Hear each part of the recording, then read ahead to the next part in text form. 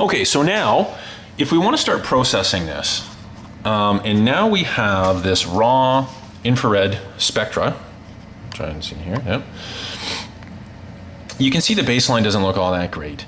So what we're going to do here is, we're going to go up into the top toolbar, and we're going to go into process. And under process, obviously you'll see baseline correction.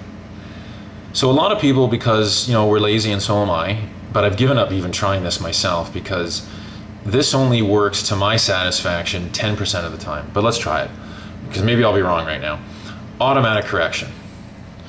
So notice how it leaves your existing raw spectra down here. And this is the new version that they've tried to correct. But see how your baseline even here has this significant curve? In fact, if I was to tie a string from here to here, that string on the baseline seems to follow this giant curve. So I don't like that. So what I'll do, whenever you get an automatic or you do a correction of some sort, see how it takes your scan name and it calls the new one 0.001. I'm going to select just that one, hit delete and get rid of it because I don't like it. I'm going to reselect the one I'm working with, and I'm going to do it manually. So back up to process, go into baseline correction, choose interactive. You get this magical green line, okay? And whenever you put your cursor directly on top of it, you get the double arrow. Left mouse button, click and hold it down. That lets you grab the line and move it anywhere, okay? And you can slide your mouse up and down, your cursor up and down. As long as your left mouse button is depressed and you have your grip on it, you move anywhere you want. I normally always go way out to the left, and what we want to do is we want to put in marks on what I know should be the baseline.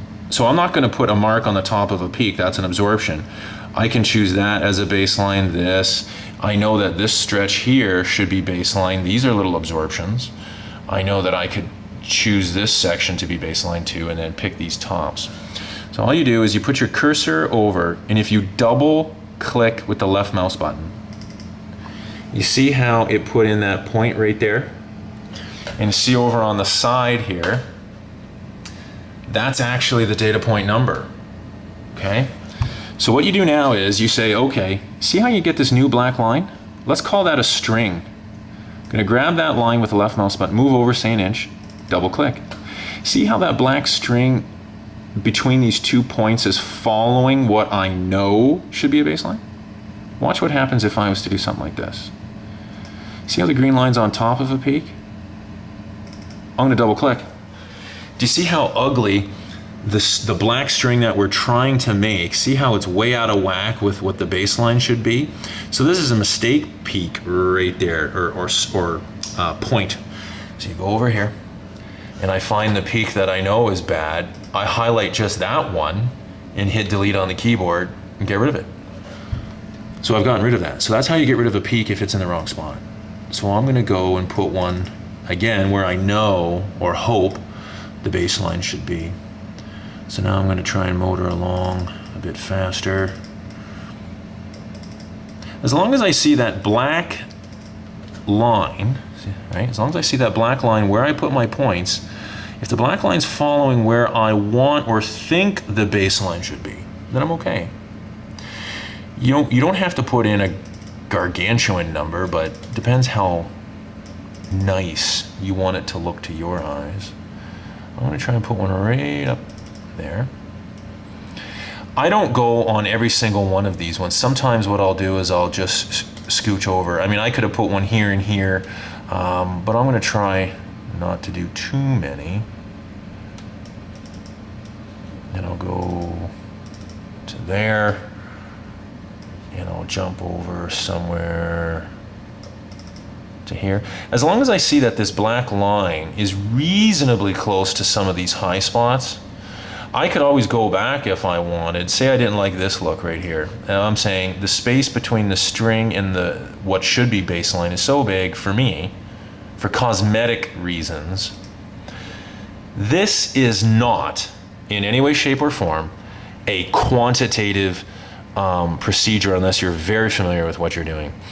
Whatever the absorptions come out as in the readings could be used a lot of this in infrared is very much cosmetic, and people who know this instrument, and I don't, can actually say the existing baseline that looks slanted when it came out raw.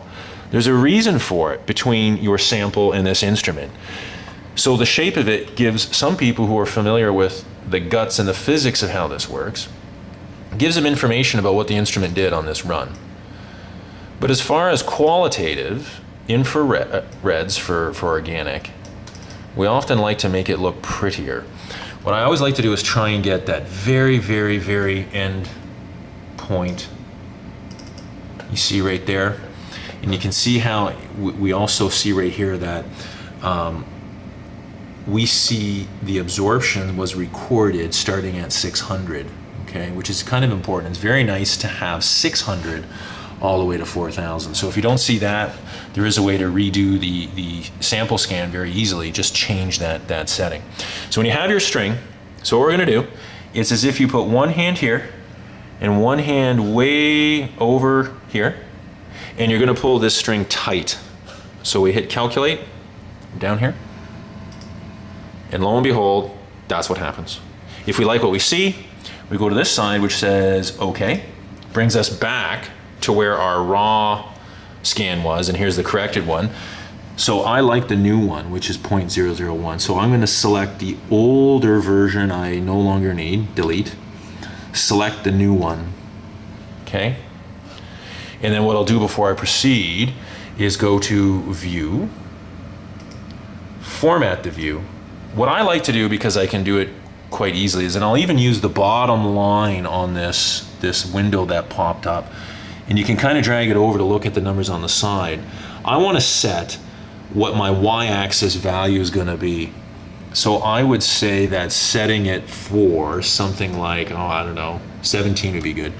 So on what they call the ordinate, which is the y, the top, instead of 57, let's make it 17. And then I look down at the bottom, and you can see how I have an absorption that's hitting this line, which is at 1.5. So why don't I try and make this bottom one, I don't know, 0 to start with. So what I want to do is look at the space between the strongest absorption and this bottom line. As long as there's enough room for a peak picking number to fit in, great. So that is the improved raw spectrum because of the baseline.